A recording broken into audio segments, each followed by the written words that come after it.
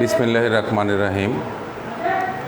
সুপ্রিয় শিক্ষার্থী ভিউয়ার্স এবং এই মুহূর্তে যারা আমাকে দেখছেন এবং শুনছেন, সবাইকে মনোহর দিয়ে অনলাইন স্কুলের পক্ষ থেকে আন্তরিক ধন্যবাদ, শুভেচ্ছা ও কৃতজ্ঞতা জানাচ্ছি। প্রিয় শিক্ষার্থী বন্ধুরা, বরাবরের মতোই গত ক্লাসে আমি পদার্থবিজ্ঞানের তৃতীয় অধ্যায় থেকে কিছু আলোচনা করেছিলাম। আজকে ওই তৃতীয় অধ্যায়ের দ্বিতীয় পর্ব নিয়ে আমি আলোচনায় আসছি। আমি মোহাম্মদ ইলিয়াস সরকার, সিনিয়র শিক্ষক, মনোহরদী সরকারি পাইলট মডেল উচ্চ বিদ্যালয়। তো তৃতীয় অধ্যায় বলের অধ্যায়। তো আজকে দেখি আলোচনায় কি কি আছে।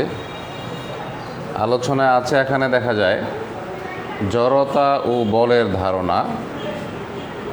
জড়তা খুব গুরুত্বপূর্ণ একটি বিষয়, বলও গুরুত্বপূর্ণ একটি বিষয়, তোমরা জানো। তারপরে বলের প্রকৃতি, সাম্য ও অসাম্য বল, ভরবেগ, বল ও ত্বরণের সম্পর্ক, বল ও ত্বরণের সম্পর্ক, ক্রিয়া ও প্রতিক্রিয়া বল। এই ক্রিয়া ও প্রতিক্রিয়া বল, এটা তোমরা জানো, নিউটনের গতির প্রথম সূত্র এবং দ্বিতীয় সূত্র আমি পড়িয়েছিলাম গত ক্লাসে। তৃতীয় সূত্রটি ছিল প্রত্যেক ক্রিয়ারই একটি সমান ও বিপরীত প্রতিক্রিয়া থাকে। এটি হচ্ছে বিজ্ঞানী নিউটনের তৃতীয় সূত্র।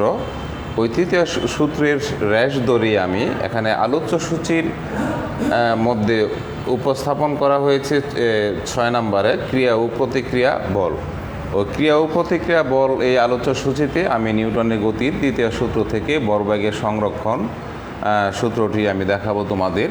তো প্রথমেই আমি আলোচনা করতে যাই জড়তা ও বলের ধারণা কি। বলের ধারণা, জড়তা কি? জড়তা হচ্ছে কোনো একটি স্থির বস্তু, মনে করো এই বস্তুটি স্থির অবস্থানে আছে, এই বস্তুটিকে যদি বাহ্যিক কোনো বল প্রয়োগ না করা হয়, অর্থাৎ বাহির থেকে অন্য কেউ যদি এটার উপরে বল প্রয়োগ না করে, তাহলে এই বস্তুটি চিরকাল স্থির থাকার যে একটা প্রবণতা তার মধ্যে থাকবে, সেটাকে বলা হয় স্থিতি জড়তা।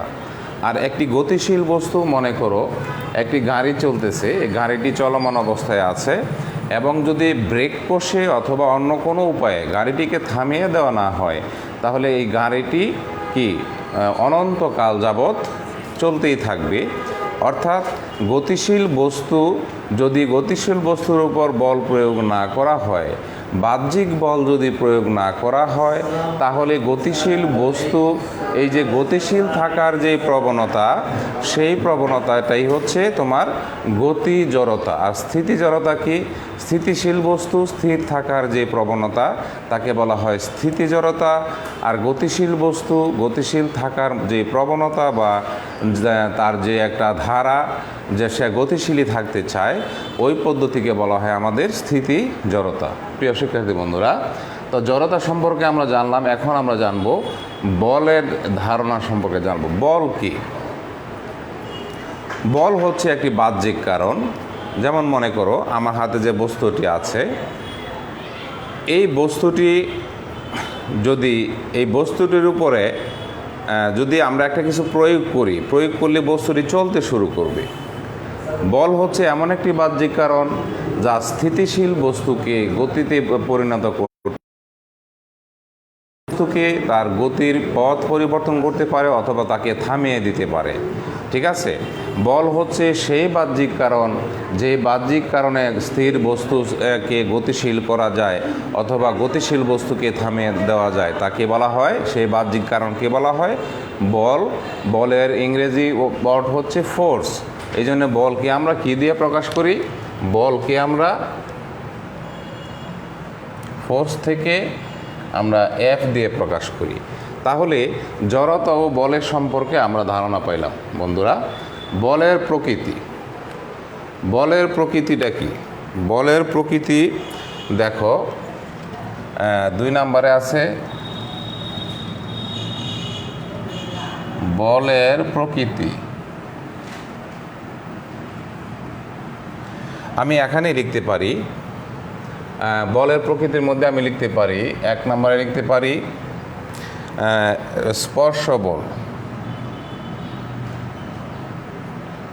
স্পর্শ বল, আর লিখতে পারি অস্পর্শ।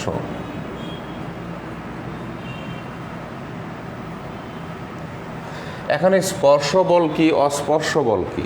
স্পর্শ বল হচ্ছে, মনে করো যে একটি ফুটবল তো আমরা পায়ে খেলি। ফুটবলে যদি আমরা পা দিয়ে বল প্রয়োগ করি, হিট করি, তাহলে ফুটবলটি এক স্থান থেকে আরেক স্থানে চলে যায়, গতিশীল হয়ে যায়, ঠিক আছে? অর্থাৎ স্পর্শ বল হচ্ছে এমন বল যে বলকে আমরা স্পর্শ করে আমরা সরাইতে চাই বা এক স্থান থেকে আরেক স্থানে নিয়ে যেতে চাই, সেটি হচ্ছে স্পর্শ বল। যেমন ফুটবলকে পায়ে আমরা স্পর্শ করলে ফুটবলটি কী করে, স্থান চেঞ্জ করে, এক স্থান থেকে আরেক স্থানে স্থানান্তরিত হয়, এটি হচ্ছে স্পর্শ বল। আর অস্পর্শ বল কি? যেমন অস্পর্শ বল হচ্ছে, এই ক্ষেত্রে আমরা উদাহরণ দিতে পারি, যেমন চুম্বকের উদাহরণ দিতে পারি। যে দুইটি চুম্বক তোমরা জানো, চুম্বকের উত্তর মেরু এবং দক্ষিণ মেরু পরস্পরকে আকর্ষণ করে এবং সময় মেরু পরস্পরকে বিকর্ষণ করে থাকে। এখানে আমাদের স্পর্শ করার কোনো প্রয়োজন পড়ে না। দুইটি চুম্বকের দণ্ড একসাথে রেখে দিলে আকর্ষণ করবে, বিকর্ষণও করবে। কখন আকর্ষণ করবে? যদি দুইটা মেরু তোমার দুই রকমের হয়, উত্তর মেরু এবং দক্ষিণ মেরু যদি একত্রিত করা হয়, তখন কি করবে?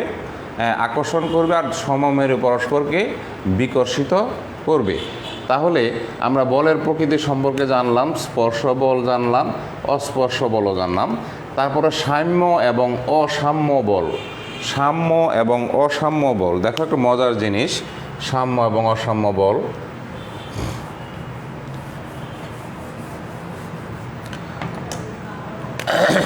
ধরো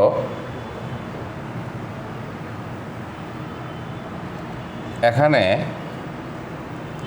একটা বস্তু আছে, এটা হচ্ছে বস্তু। এই বস্তুটাকে একটা বল, মনে করো F2, কি করছে? 130 নিউটন বলে এই দিকে টানছে। কোন দিকে টানছে? এই যে F2 এর দিকে টানছে। আর F1 বল কি করতেছে? তাকে অনলি 15 নিউটন বলে টানছে, ঠিক আছে? এই ক্ষেত্রে কি হবে? বস্তুটি কোন দিকে যাবে? বস্তুটি অবশ্যই F2 বলের দিকে যাবে। যেদিকে ফোর্স বেশি, বল বেশি, বস্তুটি সেই দিকে যাবে। এই যে ছোটো সময় আমরা দেখছি না যে রশি টানাটানি খেলা, এক পাশে থাকে 15-20 জন, আরেক পাশে থাকে 15-20 জন, মাঝখানে এরকম একটি চিহ্ন দেওয়া থাকে, দাগ দেওয়া থাকে 3টি। তো যেই পক্ষে বল বেশি থাকবে, তোমার এই মাঝখানের যে পয়েন্টটি আছে, সেই পয়েন্টটি তার দিকে চলে যাবে। সেই ক্ষেত্রে এই দলকে বিজয়ী ঘোষণা করা হয়। বুঝতে পারছো? তাহলে এই এখান থেকে আমরা দেখো, আমরা সাম্য এবং অসাম্য বলের একটা ধারণা পেয়ে যাই। তাহলে এই ক্ষেত্রে কি সমান হইল বল? এক পাশে হচ্ছে 130 নিউটন বল, আরেক পাশে হচ্ছে অনলি 15 নিউটন বল। তাহলে কি হবে? বস্তুটি কোন দিকে যাবে? যেই পাশে বল বেশি আছে, সেই পাশেই বস্তুটি চলে যাবে। এটাকে বলা হয় তোমার এই অসাম্য বল। এটি হচ্ছে অসাম্য। আর যদি এখানে 130 নিউটন না হয়ে অনলি 15 নিউটন হতো, তাহলে কি হতো? এই পাশে বল হচ্ছে 15 নিউটন এবং লেফট সাইডে বাম পাশে হচ্ছে 15 নিউটন বল, ডান পাশে 15 নিউটন বল।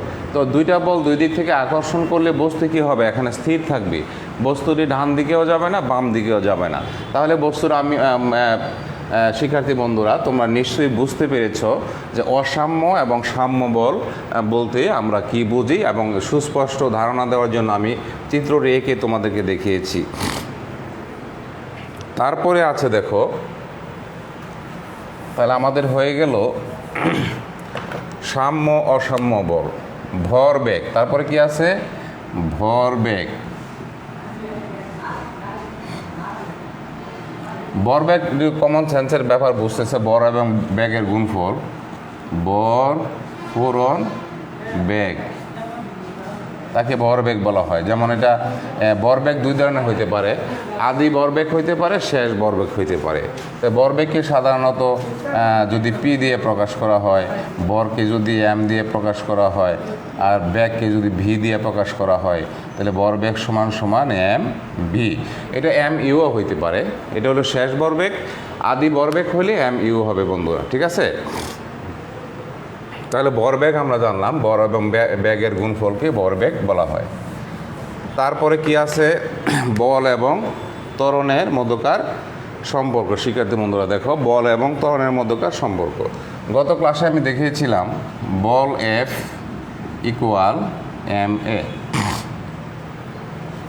এবং তোমরা অবশ্যই স্বীকার করবে যে F ইকুয়াল ma এটা বিজ্ঞানী নিউটনের দ্বিতীয় সূত্র, বস্তুর ভরবেগের পরিবর্তনের হার তার উপর প্রযুক্ত বলের সমানুপাতিক। ঠিক আছে, এবং কি করে বস্তুটি কি করে, বল যেদিকে ক্রিয়া করে ভরবেগের পরিবর্তন সেই দিকেই ঘটে। এই সূত্রটি আমি গত ক্লাসে দেখিয়েছি, F ইকুয়াল ma এর প্রমাণ দেখিয়েছি শিক্ষার্থী বন্ধুরা। তো এখান থেকে আরেকটা জিনিস পাওয়া যায়, দেখো যে F ইকুয়াল ma, এ হচ্ছে ত্বরণ। ত্বরণ মানে কি, শেষ বেগ বিয়োগ আদি বেগ বাই হচ্ছে সময়। তো এখানে উভয় পক্ষে যদি টি দিয়ে গুণ করি তাহলে কি হয়, F ইন্টু টি, তাহলে m into V minus U. এটাও কিন্তু একটা চমৎকার সূত্র। তোমাদের মাঝে মধ্যে এমন একটু বিদ ঘুটে অঙ্ক আসে, একটু পেঁচিয়ে ঘুরিয়ে কিছু অঙ্ক দেয়, যে অঙ্কগুলো এভাবে করতে হয়। মনে করো সরাসরি এই সূত্রের সাহায্যে করা যাচ্ছে না, এখন এখান থেকে টি এর মান চাওয়া হয়েছে। ঠিক আছে, তাহলে এইটা আমরা এই সূত্রের সাহায্যে করতে পারবো। এখানে টি কোত্থেকে আসছে তোমরা জানো, ত্বরণের পরিবর্তে লেখা যায় বেগের পার্থক্য বাই সময়। ঠিক আছে, বেগের পার্থক্য বাই সময়কে ত্বরণ বলা হয়। এখান থেকে আমরা উভয় পক্ষকে টি দিয়ে গুণ করে আমরা F into T equal m into V minus U পেয়ে গেছি বন্ধুরা। তাহলে আমরা ভরবেগ সম্বন্ধে আমাদের ধারণা হইল, বল এবং ত্বরণ সম্পর্কেও ধারণা হয়েছে আমাদের। এখন যাব ক্রিয়া ও প্রতিক্রিয়া বল।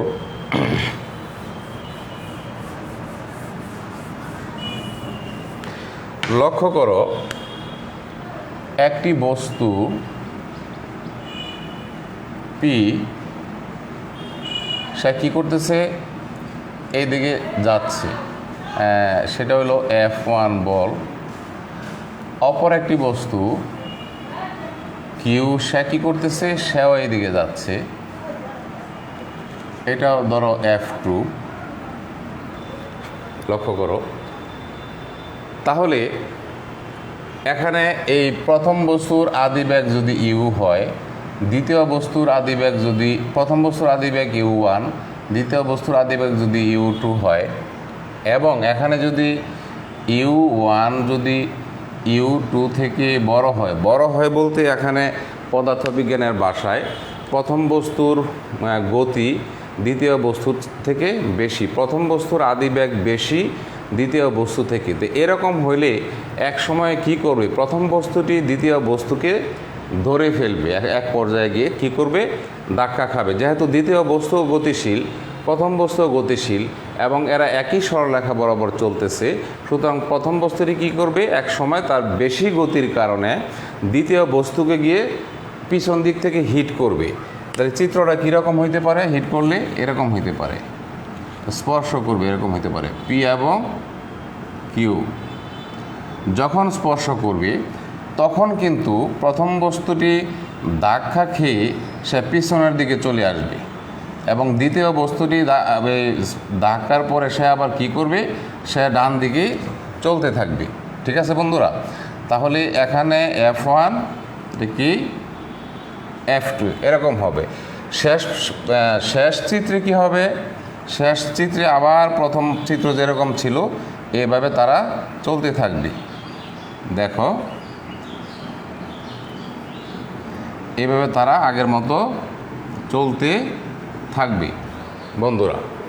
ঠিক আছে, তো এখন এই চিত্র থেকে আমরা কি লক্ষ্য করলাম যে দুইটি বস্তু যদি একটি সরল রেখা বরাবর চলতে থাকে এবং দ্বিতীয় বস্তুর তুলনায় প্রথম বস্তুর আদিবেগ যদি বেশি হয়, তাহলে প্রথম বস্তুটি এক সময় গিয়ে দ্বিতীয় বস্তুকে আঘাত করবে।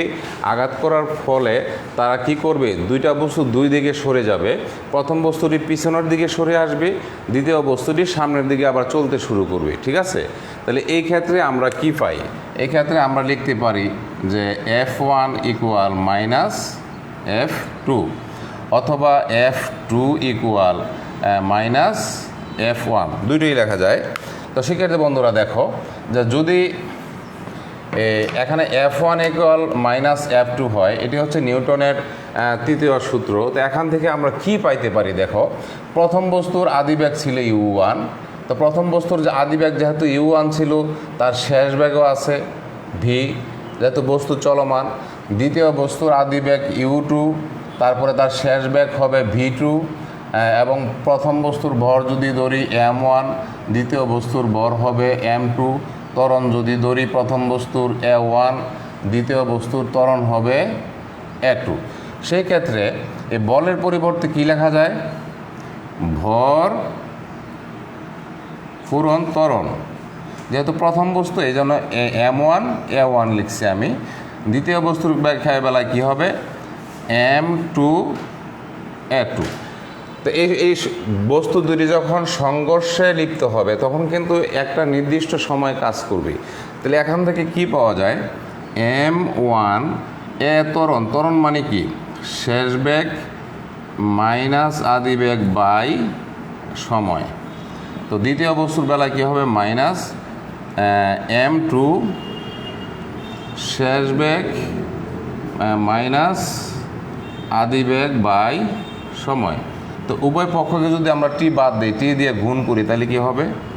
এই যে m1 v1 minus u1 minus m2 v2 minus u2।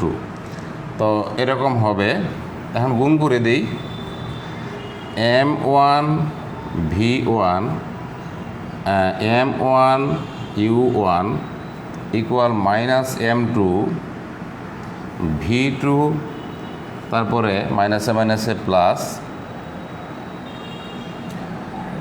m2 u2। এখন যদি আমরা কাজ করি, এটাকে যদি আমরা এই পাশে নিয়ে আসি, তাহলে কী হবে? m1 v1 plus m2 v2, তারপরে m1 u1 plus m2 u2 হয়ে গেল। কি হয়ে গেল? এখান থেকে আমরা কি পাইলাম? এই দুইটা বস্তুর বর্ণনা আমি দিয়েছি। দুইটা বস্তু একই সরলরেখায় চলতে থাকলে তারা কি করবে? এক সময় প্রথম বস্তুর গতি যেহেতু বেশি, সুতরাং প্রথম বস্তুটি এক সময় গিয়ে তার বেশি গতির কারণে দ্বিতীয় বস্তুকে স্পর্শ করবে এবং সংঘর্ষ হবে। সংঘর্ষ হইলে নিউটনের তৃতীয় সূত্র অনুসারে সংঘর্ষের পরে প্রথম বস্তুটি আবার পিছনের দিকে ব্যাক করবে, দ্বিতীয় বস্তুটি সামনের দিকে ব্যাক করবে। এই ক্ষেত্রে ক্রিয়া এবং প্রতিক্রিয়া উৎপন্ন হবে। সেই ক্ষেত্রে আমরা f1 ইকুয়াল মাইনাস f2 লিখতে পারি। তো এই ধরনের ক্ষেত্রে আমরা কি ডিসিশনে পৌঁছলাম? বস্তু দুইটার শেষ ভরবেগের সমষ্টি সমান হবে আদি ভরবেগের সমষ্টি। এই ক্ষেত্রে একটা কথা আমি বলে রাখি, এক্ষেত্রে অনেক সময় তোমাদের পরীক্ষার মধ্যে আসে যে দুইটা বস্তু যদি একসাথে মিলে যায়, মনে করে একটা রাস্তা দিয়ে একটি ট্রাক যাচ্ছে, ঠিক আছে, ট্রাকের সামনে দিয়ে তোমার একটি কি প্রাইভেট কার আসতেছে। এখন দুইটা ট্রাক এবং প্রাইভেট কার একসাথে সংঘর্ষে লিপ্ত হইল। সংঘর্ষে লিপ্ত হওয়ার পরে প্রাইভেট কারটি কী করলো? ট্রাকের মধ্যে আটকে গেল। এক পর্যায়ে কী হবে? দুইটা বস্তু একটা বস্তুতে পরিণত হবে। একটা বস্তুতে পরিণত হলে তখন কি হবে? কাহিনীটা কি হবে? তখন এখানে শুধু শেষ বেগ থাকবে। তখন এখানে শেষ বেগ কী থাকবে? আমি সূত্রটা এইভাবে লিখে নিই। m1 u1 plus m2 u2। সেখানে তোমার v1 আর v2 থাকবে না, ঠিক আছে? তো দুইটা বস্তুর শেষ বেগ হবে v, তাহলে v কমন নিলে কি হবে? এই যে m1 প্লাস m2, ঠিক আছে? আর দুইটা বস্তু যেহেতু একত্রে মিলিত হয়ে গেছে, সেই ক্ষেত্রে বস্তু দুইটা যখন চলতে থাকবে, তখন তাদের ব্যাগ হয়ে যাবে কি? তাদের ব্যাগ হয়ে যাবে একটি, ঠিক আছে? এখন লক্ষ্য করো, তাহলে ক্রিয়া ও প্রতিক্রিয়া সম্পর্কে আমরা জানলাম। তারপরে লক্ষ্য করো বন্দুকের পশ্চাৎ বেগ। তো বন্দুকের পশ্চাৎ বেগ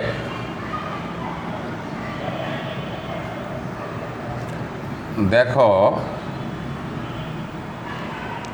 এটি যদি একটি বন্দুক হয় এবং এখানে যদি মনে করো গুলি থাকে, তাহলে গুলির কি থাকে? গুলির ভরদড়ি m, বন্দুকের ভরদড়ি বড় হাতের m, গুলির আদিবেগ ধরি তোমার u1, বন্দুকের আদিবেগ ধরি কি ধরা যায়, U2 ধরা যায়, ঠিক আছে। তাহলে এদের তো শেষ বেগও আছে, তাহলে গুলির শেষ বেগ হচ্ছে ছোট হাতের বি, আর হলো বন্দুকের শেষ বেগ হচ্ছে বড় হাতের বি। এরকম যদি আমরা চিন্তা করি তাহলে লক্ষ্য করব শিক্ষার্থী বন্ধুরা যে বন্দুক থেকে গুলি ছোড়ার পূর্বে বন্দুক অস্থির থাকে, গুলি অস্থির থাকে। এই ক্ষেত্রে উভয় ক্ষেত্রে কী হবে, আদি বেগ 0 হবে, ইউর মান 0 হবে। ইউর মান যদি 0 হয় তাহলে এই সমীকরণ থেকে এই পাশটা কি হয়ে যাবে, এই পাশটা হয়ে যাবে 0। তাহলে কি থাকবে, থাকবে হইল M1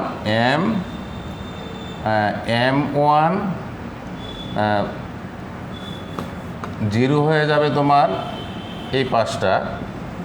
তার সমান সমান কি থাকবে, এই যে সূত্রটা দেখো, বন্দুক এবং গুলি যেহেতু দুইটা বস্তু, তাহলে আমরা এই সমীকরণ থেকে কাজ করব। তাহলে বন্দুকের ভর আর হইল কি, দুইটাই তো লিখছি, মানে একটা লাইন কম লেখা হয়েছে, এই লাইনটা আমি লিখে দিই, তারপরে ওই লাইনটা দেখাই তোমাদের। এই লাইনটা আমি আগে লিখব, এই লাইনটা আমি আগে লিখব M1 U1 plus M2 U2 equal, তারপরে M1 V1 plus M2 V2। তাহলে যেহেতু বন্দুক এবং গুলি দুইটাই স্থির, তাহলে তাদের কি হবে, আদি ভরবেগ 0 হবে। 0 হইলে এই ক্ষেত্রে যদি আমরা লিখি, আমি এখানে দেখাই, তাহলে বন্দুকের ভর দড়ি বড় হাতের M, গুলির ভর দড়ি কি ছোটো হাতের M, ঠিক আছে। তাহলে MV প্লাস, এটা হলো বন্দুকের ভর, এটা হচ্ছে বন্দুকের শেষ বেগ, ঠিক আছে। আর গুলির ভর হচ্ছে M, গুলির শেষ বেগ হচ্ছে ছোট হাতের বি, তাহলে ইকুয়াল কি হবে, 0 হবে। তো এই সমীকরণের সাহায্যে আমরা বন্দুকের পশ্চাৎ বেগ বের করতে পারবো, ঠিক আছে, বা গুলির বেগ বের করতে পারবো, বন্দুকের পশ্চাৎ বেগ বের করতে পারবো। তো বন্দুকের পশ্চাৎ বেগটা কী হবে, এখানে V ইকুয়াল হবে -MB/M। এই কারণে এটা কি বের করছি, বন্দুকের, এটা বড় হাতের বি, বন্দুকের পশ্চাৎ বেগ সমান সমান বন্দুকের ভর, গুলির ভর, গুলির শেষ বেগ, আর হলো ভাগ হচ্ছে বন্দুকের ভর। এই সূত্রের সাহায্যে আমরা পশ্চাৎ বেগের মান বের করতে পারি। তো সুপ্রিয় শিক্ষার্থী বন্ধুরা, আমার সময় শেষ হয়ে গেছে। তো তোমরা গত ক্লাসটি যদি করে থাকো, এবং আমি আশা করব আজকের এই বল সম্পর্কে, জড়তা সম্পর্কে, সাম্য অসাম্য বল, ভরবেগ বল এবং ত্বরণের সম্পর্ক, ক্রিয়া প্রতিক্রিয়া থেকে আমরা ভরবেগের সংরক্ষণের সূত্রটি প্রতিপাদন করেছি। এই ক্লাসটি যদি ভালোভাবে করে থাকো তাহলে তৃতীয় অধ্যায়ে তোমাদের আর কোনো সমস্যা থাকবে না আমি মনে করি। এরপরে যদি কোনো সমস্যা মনে করো তাহলে আমাকে মেসেঞ্জারে ইনবক্স করবা, সেই প্রত্যাশা রেখে আজকের মতো শ্রেণীপাঠ এখানে আমি সমাপ্ত ঘোষণা করছি। আসসালামু আলাইকুম।